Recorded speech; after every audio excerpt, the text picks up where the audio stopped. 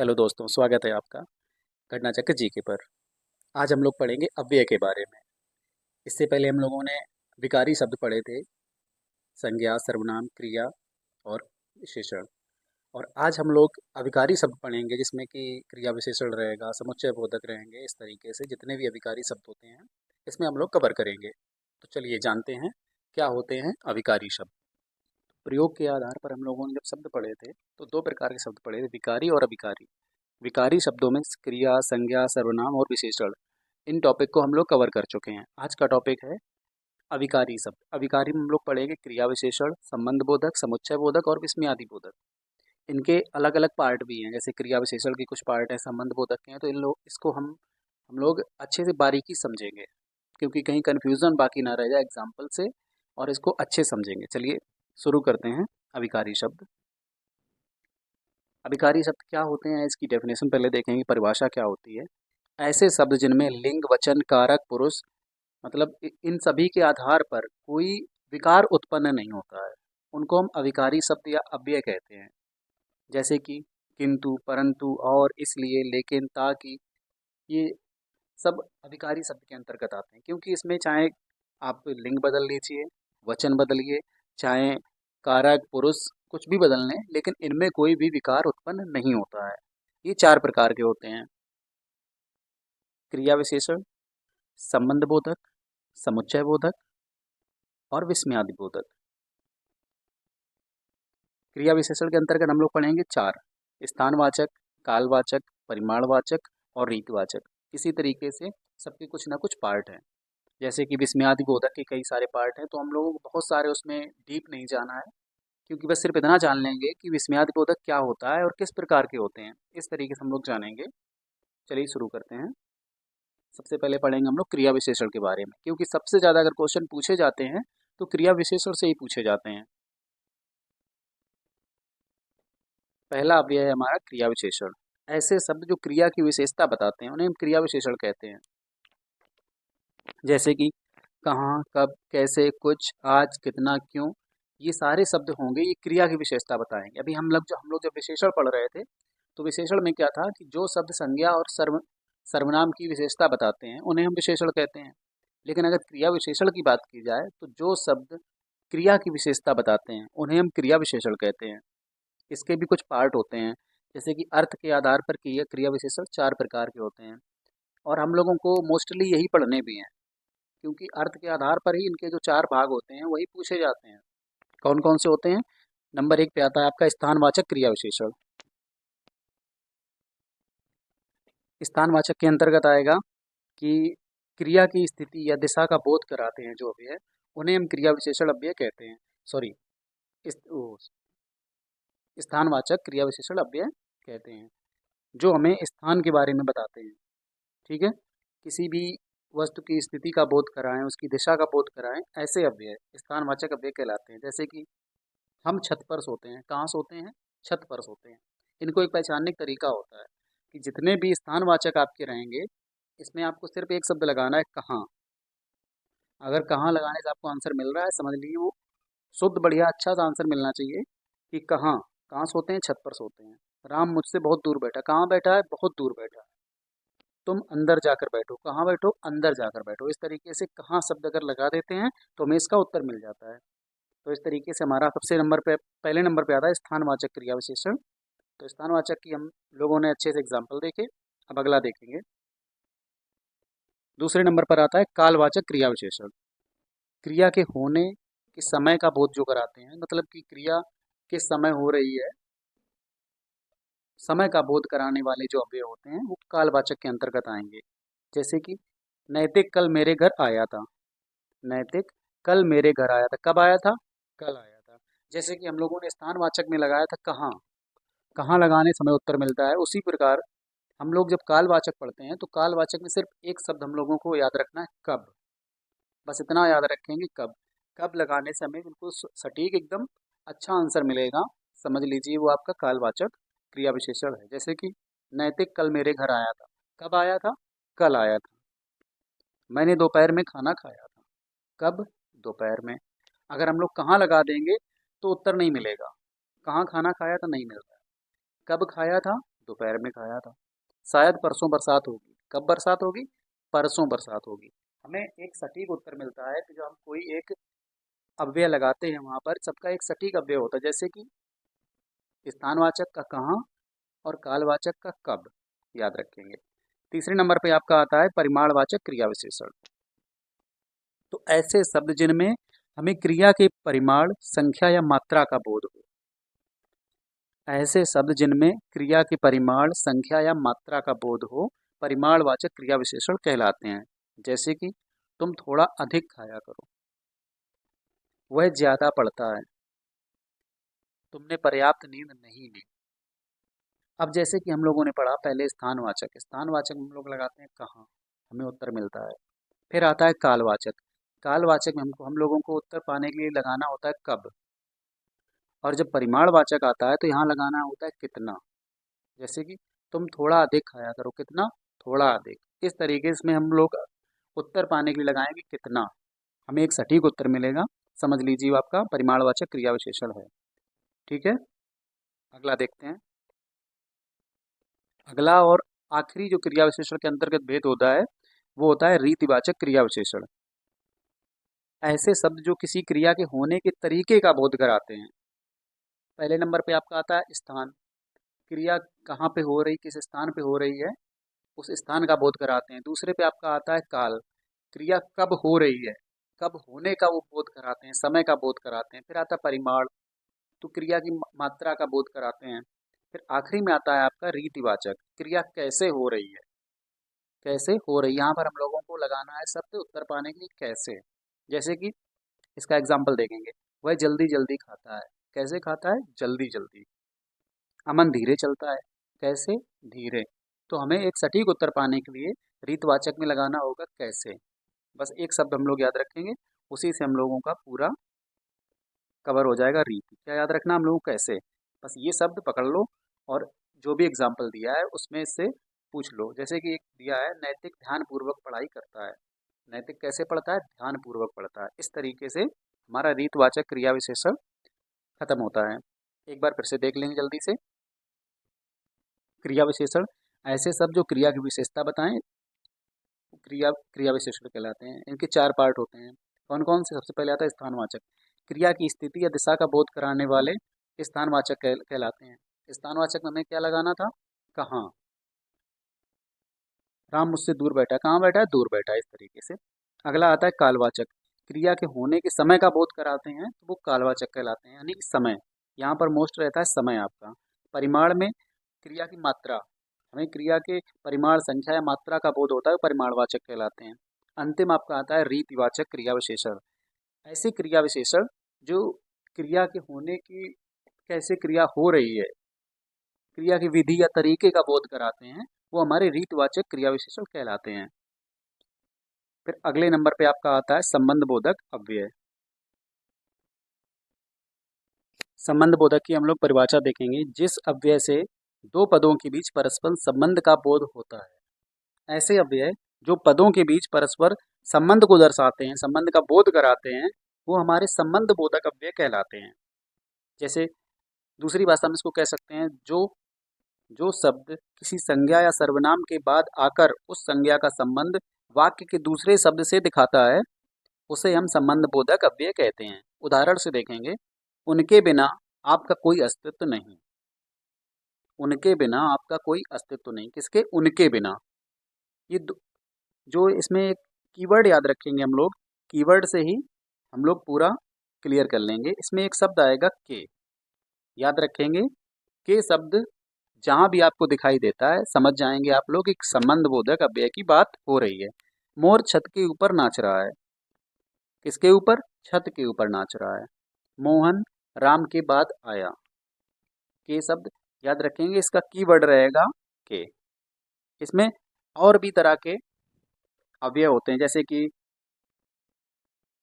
हम लोगों को ये नोट डाउन नहीं करने, बस आपकी जानकारी के लिए इसको बताएंगे कि इस तरह के भी अव्यय होते हैं संबंध बोधक के अंदर। जैसे कि कालवाचक, स्थानवाचक, दिशावाचक, साधनवाचक, विरोधवाचक, समानतावाचक, संबंधवाचक, विषयवाचक, हेतुवाचक, तुलनात्मक और विनिमयवाचक। इस तरीके से जो इसके और भेद रहते हैं वो हम लोगों को इतना अंदर नहीं पढ़ना है, क्योंकि हम लोग क्वेश्चन पूछा जाता है तो संबंध बोधक से ही पूछ लिया जाएगा, अंदर इसके भेद के बारे में नहीं पूछा जाएगा।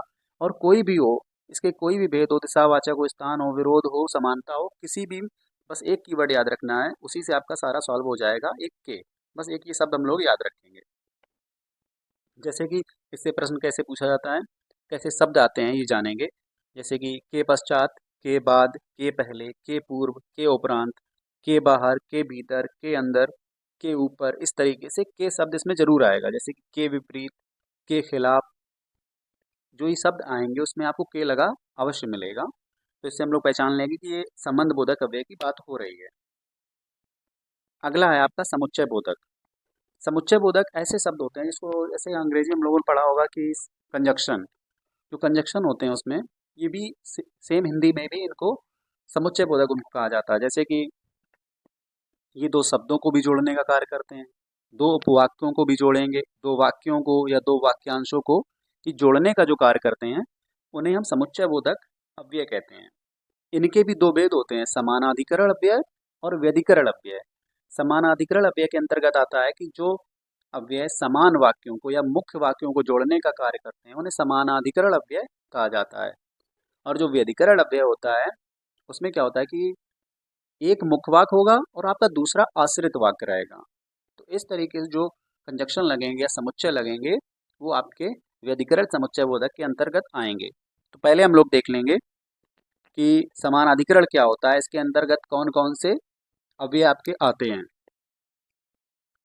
तो अगर मेन जो मुख्य इसके अव्यय रहते हैं समानाधिकरण के अंतर्गत वो रहते हैं और, एवं, तथा, या, बल्कि, लेकिन, अतः, अतएव, इस तरीके के जो अव्यय आते हैं वो आपके समानाधिकरण के अंतर्गत आएंगे और ये दो मुख्य वाक्यों को जोड़ने का कार्य करेंगे। उदाहरण से समझेंगे। राधिका और मीना दोनों बहनें हैं। देखिए दो शब्द यहाँ पर आए हैं, राधिका और मीना, दोनों संज्ञाओं को अगर जोड़ने का कार्य कर रहा है कोई और शब्द तो आपका हो जाएगा समानाधिकरण। देखिए दोनों, ऐसा नहीं है कि राधिका मुख्य नहीं है या मीना मुख्य नहीं है, इसमें कोई कंफर्म नहीं कर सकते आप। तो राधिका और मीना दो मुख्य यहाँ पर शब्द रहेंगे और उनको जोड़ने का कार्य क्या कर रहा है आपका और शब्द और अव्यय, तो ये आपका हो जाएगा समानाधिकरण अव्यय। दूसरा उदाहरण देखेंगे। सुबह हुई और पिताजी टहलने गए। सुबह हुई और पिताजी टहलने गए, यहाँ पर दो वाक्यों को जोड़ने का कार्य किया जा रहा है और शब्द आ रहा है यहाँ पर और अव्यय आ रहा है, तो इसको आंख बंद करके आप लगा देंगे समानाधिकरण समुच्चय बोधक के अंतर्गत। ठीक है। अगला है इसका व्यधिकरण। तो व्यधिकरण में हम लोग आगे देखेंगे।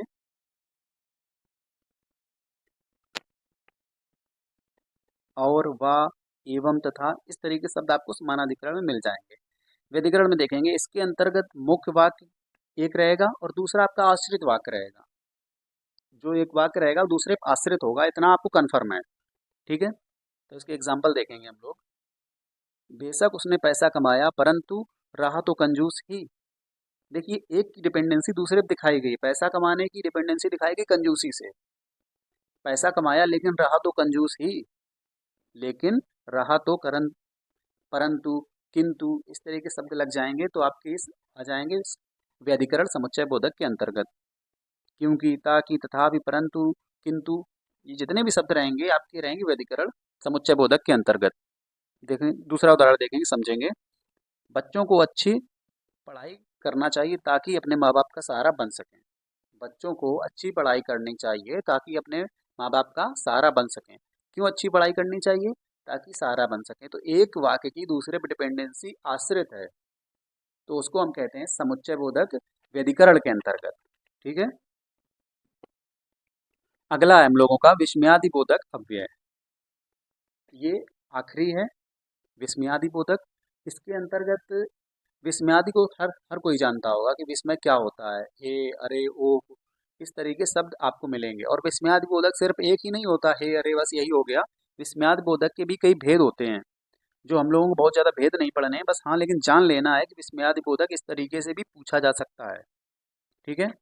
तो ऐसे शब्द जो आश्चर्य, क्रोध, हर्ष, शोक, भय, घृणा, स्वीकृति, अनुमोदन, संबोधन, सावधानी, अभिवादन, प्रशंसा बोधक, इस तरीके जो शब्द होते हैं ये सभी आपके विस्मयादि बोधक के अंतर्गत ही आते हैं। जैसे उदाहरण में देखेंगे क्या, आहा, धन्य, हे, काश, छी छी, अरे, ओ, हे राम, इस तरीके जो शब्द आपको मिलेंगे ये सब आपके विस्मयादि बोधक के अंतर्गत ही आएंगे। इसमें आपका उल्लास बोधक भी हो सकता है, शोक बोधक हो सकता है, विस्मयादि बोधक, क्रोध बोधक, घृणा बोधक, स्वीकृति बोधक, अनुमोदन बोधक, संबोधन, सावधानी बोधक। ये सावधानी बोधक में क्या आ जाएगा, होशियार, खबरदार, सावधान, इस तरह के शब्द आएंगे। तो यहाँ पर हम लोगों को विस्मयादि बोधक के अंतर्गत ही रखना है इसको। इसमें अंदर नहीं पूछा जाएगा आपसे कि कितने प्रकार के होते हैं या कौन कौन से होते हैं, सिर्फ आपको इतना जानना है कि आपका विस्मयादि बोधक का पार्ट है। ठीक है, आगे देखेंगे, उदाहरण में देखेंगे, छी छी, ये कितना गंदा है। छी छी, ये कितना गंदा है। तो ये किसके अंतर्गत आ जाएगा, आपका घृणा के अंतर्गत, यानी ग्लानि बोधक। इसमें आपको रटना नहीं है कि घृणा है, ग्लानि है, ये आपको खुद ही आ जाएगा आसानी से। जैसे छी छी, ये कितना गंदा है, घृणा, घृणित कोई चीज है। जैसे दूसरा देखिए, काश मैं भी परीक्षा में पास हो जाऊं। अब अगर काश की बात की जा रही, बताइए ये किसके अंतर्गत आएगा, बताएंगे आप लोग।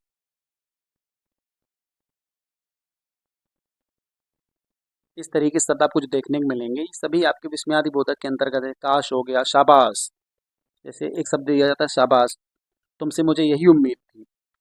ये किसके, जैसे प्रशंसा की जा रही है ना, शाबाश, प्रशंसा की जा रही है। जैसे कि धन्य हैं आप, ये भी प्रशंसा बोधक के अंतर्गत आ जाएगा। जैसे आ जाएगा हाय, ओ, हे राम, इस तरीके से आएंगे। शोक, शोक का भाव भी आपको वहां पर दर्शाया जाएगा। उल्लास बोधक में वाह, आ हा हा, हम जीत गए, इस तरीके से ये आपके उल्लास बोधक रहेंगे। तो इस हम लोगों को याद रखना है कि विस्मयादि बोधक कई प्रकार से पूछा जा सकता है। ठीक है, हाँ, जैसे संबोधन बोधक हो जाता ए जी, ओ जी, ओ, अरे, हे, ये आपके संबोधन हो जाएंगे। जैसे कि सावधानी बोधक की बात की जाए, बताया था आपको, होशियार, खबरदार, सावधान। अभिवादन की अगर बात की जाए, नमस्ते, नमस्कार, प्रणाम, चरण स्पर्श, राम राम, इस तरीके शब्द जो आएंगे ये आपके अभिवादन बोधक हो जाएंगे। स्वीकृति बोधक की बात की जाए तो जी, हाँ जी, हाँ हाँ अवश्य, इस तरीके से जो शब्द आएंगे, हाँ हाँ अवश्य, तो आपकी स्वीकृति मिल रही ना इसमें, तो आपके स्वीकृति बोधक हो जाएंगे। इसको कोई रटना नहीं है, सिर्फ आपको समझना है कि स्वीकृति बोधक यही तो रहेंगे कि हाँ हाँ अवश्य, जी हाँ, हो गया। इस तरीके के जो शब्द आएंगे ये आपके स्वीकृति बोधक के अंतर्गत रहेंगे। तो ये आपका रहेगा विस्मयादि बोधक। विस्मयादि बोधक के कई पार्ट के अंदर पूछा जा सकता है, तो इसमें आपको कोई कंफ्यूजन नहीं रखनी है। आपको बस एक बात पकड़ के चलनी है कि चाहे उसकी प्रशंसा की जाए, अनुमोदन किया जाए, विवादन किया जाए, वो हर एक शब्द आपका विस्मयादि बोधक के अंतर्गत ही आएगा। ठीक है, चलिए आगे देखते हैं। आगे बात की जाती है निपात। ये ऐसे शब्द होते हैं कि हमारे वाक्य का हिस्सा तो नहीं होते हैं, ये कोई अवयव नहीं होते हैं उसका, लेकिन ये वाक्य को बल प्रदान करते हैं। इनके बिना कोई वाक्य अगर हम लोगों को बल, मतलब जैसे कि कोई वाक्य है उसमें अगर एक अलग सा बल डालना है, असर डालना है, तो इनका इस्तेमाल किया जाता है, परंतु इनको जैसे जैसे कह सकते हैं कि इनको उतना क्रेडिट नहीं मिलता है। इनसे बल तो प्रदायक होते हैं, ये असर डालते हैं बिल्कुल पूरे वाक्य पे, सेंटेंस पे, परंतु इनको वाक्य का हिस्सा नहीं जोड़ा जाता है, फिर भी इनको वो क्रेडिट नहीं मिलता है, ये कह सकते हैं। किसी शब्द, शब्द समूह या पूरे वाक्य को अन्य भावार्थ प्रदान करने वाले शब्द निपात कहलाते हैं। अर्थात हम कह सकते हैं इनका प्रयोग वाक्य को बल प्रदान करने के लिए ही किया जाता है। जैसे कि उदाहरण देखेंगे, यह काम तो एक बच्चा भी कर सकता था, इसी को हम जैसे कह सकते हैं यह काम तो बच्चा बच्चा कर सकता है, यह काम बच्चा कर सकता था। अगर वाक्य अधूरा सा लग रहा है, इसमें एक शब्द जोड़ दिया, यह काम बच्चा भी कर सकता था, तो भी शब्द जो यहाँ पर आया है ये आपका निपात में आ जाएगा, ये बल प्रदान कर रहा है इस सेंटेंस को। और एक चीज याद रखेंगे, इसका कोई लिंग वचन कारक ये कुछ नहीं होता, इसका कोई ना लिंग होता है ना वचन होता है। जैसे एक एग्जांपल देखेंगे, केवल भीख मांगकर गुजारा नहीं हो सकता। अब जैसे हम कहते हैं भीख मांगकर गुजारा नहीं हो सकता, भीख मांगकर गुजारा नहीं हो सकता, लेकिन अगर हमने इसमें एक शब्द लगा दिया केवल, तो एक बल मिल रहा है इस पूरे वाक्य को, केवल भीख मांगकर गुजारा नहीं हो सकता। तो याद रखेंगे कि ऐसे शब्द जो एक वाक्य का अवयव ना होते हुए भी वाक्य को एक बल प्रदान करते हैं, निपात कहलाते हैं। अगर निपात की अगर बात की जाए तो निपात 9 प्रकार के होते हैं। कौन कौन से देखेंगे? स्वीकृति बोधक, हाँ जी हाँ हाँ। नकारात्मक बोधक, नकारात्मक उसमें दर्शाएगी जैसे कि जी नहीं, नहीं। निषेधात्मक की बात की जाए, मत, ऐसा मत करो, वहाँ मत जाओ, ये आपका निषेधात्मक हो जाएगा। एक आपका होता है प्रश्नवाचक, जैसे कि क्या, कौन, कैसे, इस तरीके से जो आपके निपात आएंगे ये आपके प्रश्नबोधक रहेंगे। विस्मयाद बोधक, क्या, काष्ठ। तुलना बोधक, सा, वो तुमसा नहीं है, वो तुमसे अच्छा है, ये सब सा शब्द आएगा। अवधारणा बोधक की करीब, लगभग, हाँ वो लगभग लगभग ऐसा है, इस तरीके से। आदर बोधक, जी, जैसे पिताजी, माताजी, जो जी शब्द बाद में लगता है वो आदर बोधक का हो जाता है, ये भी आपका निपात के अंतर्गत आता है।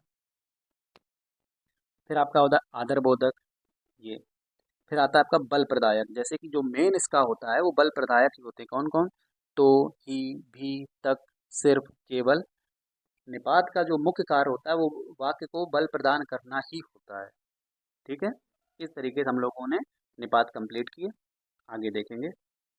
यहाँ से हम लोगों का थ्योरी सेक्शन कंप्लीट हो चुका है और हम लोग अब पढ़ेंगे प्रीवियस ईयर में आए हुए जो क्वेश्चन हैं यूपी ट्रिपल एससी एग्ज़ाम में, वीडियो में, लेखपाल में या लोअर पीसीएस वगैरह में। और जो यूपीएसआई में पूछे हुए प्रीवियस ईयर क्वेश्चन है, जो अभी सिर्फ हम लोग इसमें ये देखेंगे कि किस तरह से इसमें क्वेश्चन बनते हैं। हम लोगों ने थ्योरी अभी कंप्लीट की है, तो ये पता होना चाहिए किस तरह से क्वेश्चन पूछे जाते हैं। फिर जैसे परीक्षा की डेट आ जाएगी, तारीख क्लियर हो जाएगी परीक्षा की, तो हर एक चैप्टर से आप लोगों को 50-50 क्वेश्चन कम से कम प्रीवियस ईयर करवाए जाएंगे, जिससे कि सारा जितना भी क्वेश्चन बना हुआ है अभी तक प्रीवियस ईयर जिस टॉपिक से, वो सारे के सारे प्रश्न आपको एक ही वीडियो में देखने को मिलेंगे। तो चलिए शुरू करते हैं आज का पहला प्रश्न। निम्नलिखित में से कौन सा शब्द क्रिया विशेषण का उदाहरण है? यूपी ट्रिपल एससी 2018 में पूछा गया प्रश्न है कि कौन सा शब्द क्रिया विशेषण का उदाहरण है।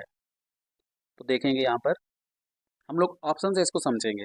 जैसे कि सूर्योदय कहा जा रहा है, तो सूर्योदय आपका क्रिया विशेषण का उदाहरण नहीं है। नीला, ये भी आपका क्रिया विशेषण नहीं है। ऐसे शब्द जो क्रिया की विशेषता को बताते हैं वो क्रिया विशेषण कहलाते हैं। सूर्योदय, सूर्योदय तो आपका क्रिया की विशेषता नहीं बताता है, ना ही नीला आपका क्रिया की विशेषता बताता है। ये नीला, पीला, हरा, ये आपके शब्द विशेषण कहलाते हैं और ये संज्ञा या सर्वनाम की विशेषता को बताते हैं। परंतु, परंतु क्या है? ये आपका समुच्चय बोधक के अंतर्गत आ जाएगा। किंतु, परंतु, लेकिन इत्यादि, तो ये आपका समुच्चय बोधक हो गया। यहाँ पर आता है जल्दी जल्दी, वह जल्दी जल्दी चलता है। ये चलना क्या है? क्रिया, क्रिया की विशेषता क्या है? जल्दी जल्दी। तो यहाँ पर कौन सा सी ऑप्शन आपका राइट रहेगा? ये आपका रहेगा क्रिया विशेषण के अंतर्गत आएगा, जल्दी जल्दी चलना। ठीक है, अगला प्रश्न है, परीक्षा के दिनों में छात्र दिन रात पढ़ते हैं, इस वाक्य में दिन रात शब्द किस प्रकार का क्रिया विशेषण है? बताना है आप लोगों को।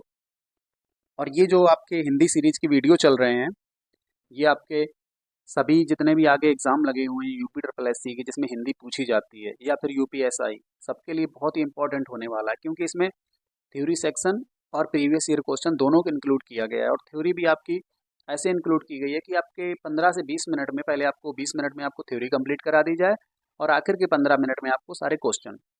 तो ज़्यादा से ज़्यादा आपका 35-40 मिनट के अंदर एक टॉपिक आपको ख़त्म करने की पूरी कोशिश की जाती है। चलिए प्रश्न बताना है आप लोगों को कि दिन रात यहाँ पर किस प्रकार का क्रिया विशेषण है। देखिए परिमाणवाचक क्या होता है? परिमाणवाचक वो क्रिया विशेषण होता है जो मात्रा का बोध कराए, क्रिया की मात्रा। फिर रीति, रीति क्या होता है कि कैसे क्रिया वो कैसे हो रही है। स्थान की, स्थान का बोध कराएं। तो यहाँ पर क्या है? दिन रात, दिन रात क्या है? एक समय है। तो अगर समय का बोध करा रहा है कोई विशेषण, आपका क्रिया विशेषण, तो आपका हो जाएगा वो कालवाचक क्रिया विशेषण। तो इसका राइट आंसर होगा ऑप्शन बी। अगला प्रश्न है, वह हमेशा अपने भाई के गुणगान गाता रहता है, वाक्य में अव्यय पद बताना आप लोग। वह हमेशा अपने भाई के गुणगान करता रहता है या गाता रहता है, तो इसका राइट आंसर होगा हमेशा, ऑप्शन बी। यही एक अव्यय है। वह आज जैसे हो जाएगा, वह अगर शब्द लिया जाए तो ये आपका हो जाएगा सर्वनाम, क्योंकि संज्ञा की जगह प्रयोग किया गया है। और अगर बात की जाए अव्यय की तो हमेशा, यही एक ऐसा शब्द है जो ना तो लिंग, वचन, कारक किसी के आधार पर नहीं बदलेगा। ठीक है। अगला प्रश्न है, कृपया मेरी थोड़ी सी मदद करें। रेखांकित शब्द में कौन सा अव्यय, अव्यय का मतलब कौन सा प्रकार है, ये आपको बताना है। थोड़ी सी मदद करें। पीछे हम लोग जब थ्योरी पढ़ रहे थे तो हम लोगों ने देखा था थोड़ी सी या थोड़ा सा, ये किस में हम लोग प्रयोग कर रहे थे? परिमाण में। जब हम लोग परिमाणवाचक क्रिया विशेषण की बात कर रहे थे तो वहां पर थोड़ी सी मात्रा की अगर बात की जा रही है, मात्रा किसमें? थोड़ी सी। तो इसमें आपका हो जाएगा ऑप्शन बी, परिमाणवाचक क्रिया विशेषण।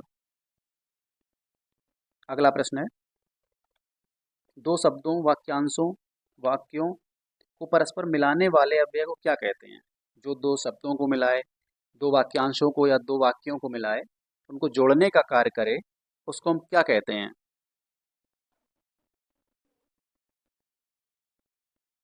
देखिए संबंध बोधक होता है जो संबंध को दर्शाता है। के बाद, के पहले, के ऊपर, के आगे। तो कीवर्ड हमने क्या बताया संबंध का, कि के आपको लगाना है। विस्मयादि, हे, अरे, ओहो, खबरदार, शाबाश, इस तरह के जो शब्द आएंगे वो आपको विस्मयादि बोधक होंगे। क्रिया विशेषण, क्रिया विशेषण के अंतर्गत आता है आपका परिमाणवाचक, क्रिया की मात्रा बताई जाए। रीतिवाचक, क्रिया कैसे हो रही है ये बताया जाए। क्रिया कब हो रही है, यानी कि कहाँ हो रही है, कब हो रही है तो कालवाचक हो जाएगा, कहाँ हो रही है तो आपका स्थानवाचक हो जाएगा। लेकिन यहाँ पे पूछा जा रहा है कि दो वाक्यांशों या वाक्यों को जोड़ने का कार्य कौन करते हैं, यानी कंजक्शन की बात की जा रही है, तो आपका हो जाएगा समुच्चय बोधक। यहाँ पर बात की जा रही है आपकी समुच्चय बोधक अव्यय की, तो यहाँ ऑप्शन डी इसका सही उत्तर होगा, समुच्चय बोधक। अगला प्रश्न है, ईश्वर सर्वव्यापक है, इस वाक्य में किस प्रकार का क्रिया विशेषण है? ईश्वर सर्वव्यापक है, बताना है आप लोगों को। यूपीएसआई 2021 में पूछा गया प्रश्न है, ईश्वर सर्वव्यापक है, इस वाक्य में क्रिया का कौन सा विशेषण है ये? अगर सर्वव्यापकता की बात की जा रही है, एक स्थान की बात की जा रही है कि ईश्वर हर जगह मौजूद है, कण कण में मौजूद, हर जगह है, तो यहाँ पर एक स्थान की बात है, तो स्थानवाचक क्रिया विशेषण आपका हो जाएगा ऑप्शन सी, इसका सही उत्तर होगा। अगला प्रश्न है, हमें प्रतिदिन सूर्य नमस्कार करना चाहिए, बताना है इसमें। रेखांकित जो शब्द है ये क्या है? कारक है, अव्यय है, संज्ञा है या विशेषण है, क्या है? प्रतिदिन सूर्य नमस्कार करना चाहिए, यूपीपी 2018 का प्रश्न है, बताएंगे आप लोग।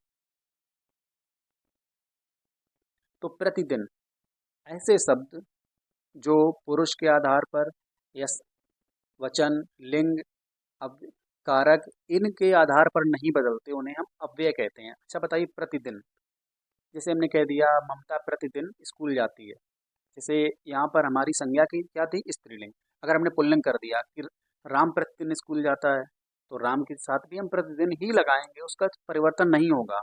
तो ये जो प्रतिदिन शब्द है ये आपका अव्यय का कार्य कर रहा है, ये एक आपका अव्यय है। तो यहाँ सही उत्तर क्या होगा? ऑप्शन बी, प्रतिदिन आपका अव्यय होगा।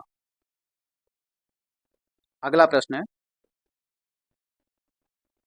इनमें से कौन सा पद कालवाचक अव्यय का उदाहरण है? वीडियो 2023 का पूछा गया प्रश्न है, जो 2018 में वैकेंसी आई थी उसका री एग्जाम हुआ था 23 में, तो पूछा गया है कि कौन सा शब्द कालवाचक अव्यय का उदाहरण है?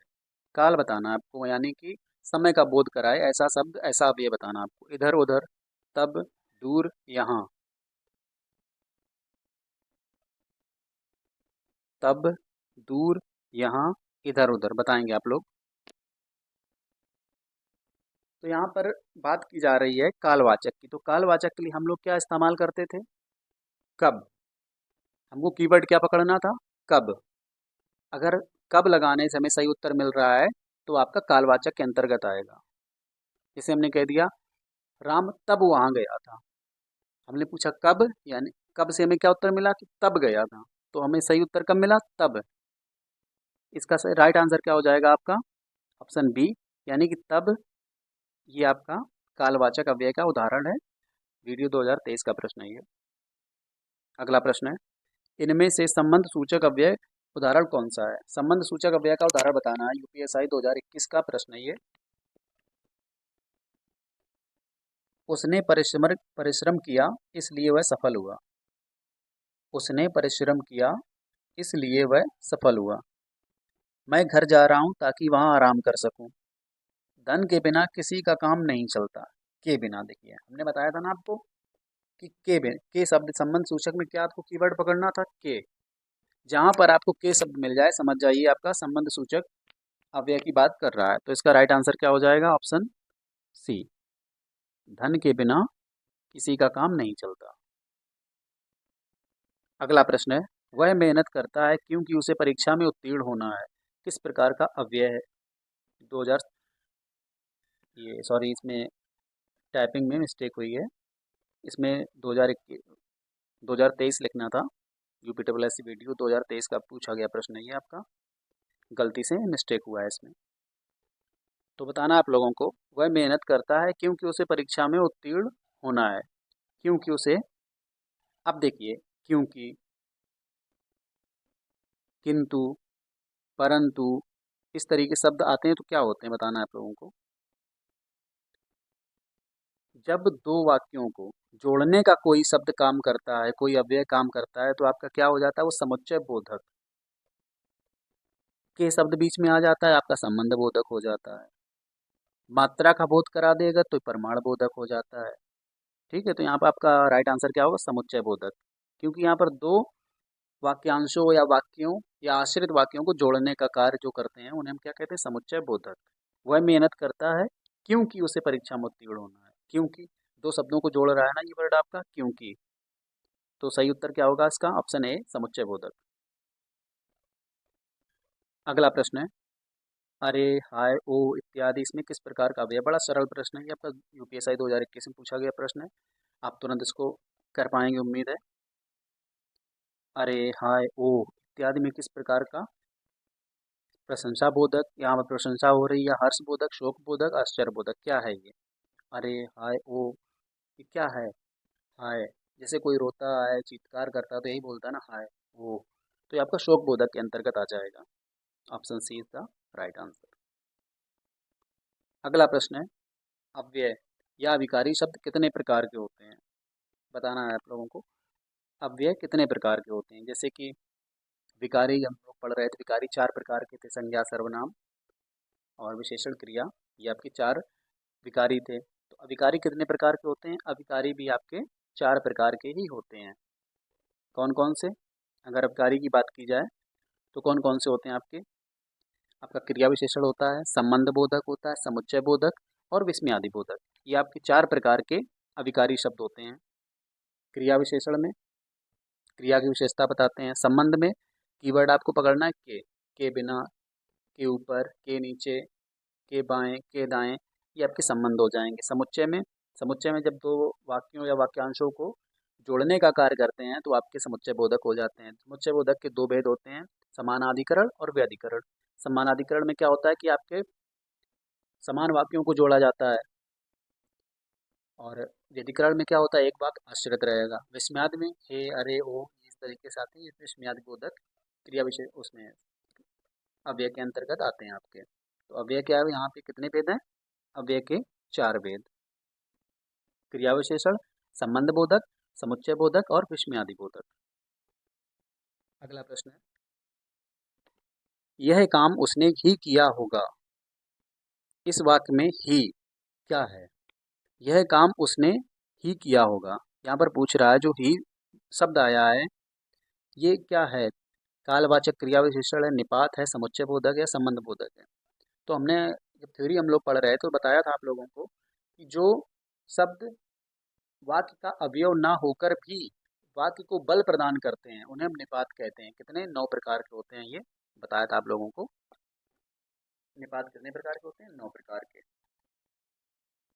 तो यहाँ पे सही उत्तर क्या होगा? इसका राइट आंसर हो जाएगा निपात, ऑप्शन बी।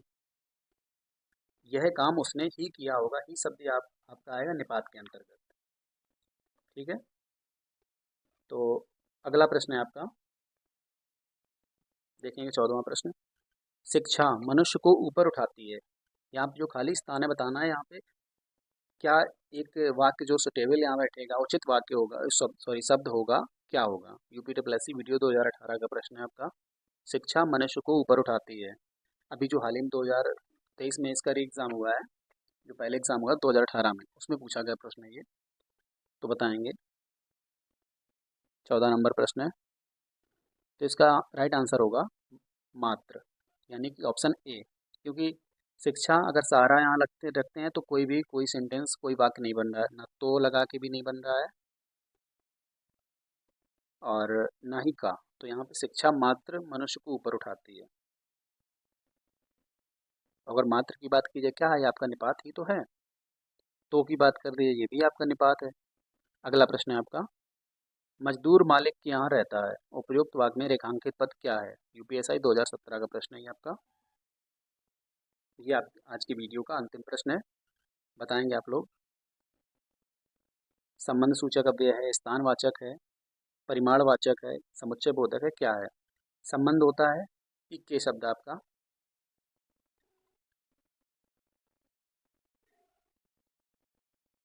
स्थानवाचक है। अगर स्थानवाचक की बात की जाए तो मजदूर मालिक के यहाँ रहता है, एक स्थान की बात की जा रही, कहाँ रहता है, मालिक के यहाँ रहता है। तो यहाँ पे राइट आंसर क्या हो जाएगा, स्थानवाचक। Option B is the right answer. अगला प्रश्न है आपका, ये आपको टेस्ट में इसका आंसर देना आप लोगों को, कमेंट बॉक्स में इसका आप उत्तर देंगे। चोर वहाँ दीवार के पास खड़ा था, इस वाक्य में वहाँ किस प्रकार का क्रिया विशेषण है। संबंध सूचक, स्थानवाचक, परिमाणवाचक या कालवाचक। चोर वहाँ दीवार के पास खड़ा था, वहाँ दीवार के पास खड़ा था, यूपीएसआई 2017 का प्रश्न है। ये लोग आप लोग को प्रश्न का उत्तर कमेंट बॉक्स में ज़रूर दें और बताएं आपको वीडियो कैसा लगा। लाइक कर लें और चैनल को सब्सक्राइब करें ताकि आपको ये इस प्लेलिस्ट के सारे वीडियो आसानी से उपलब्ध हो सकें। चलिए दोस्तों, मिलते हैं अगले वीडियो में। जय हिंद।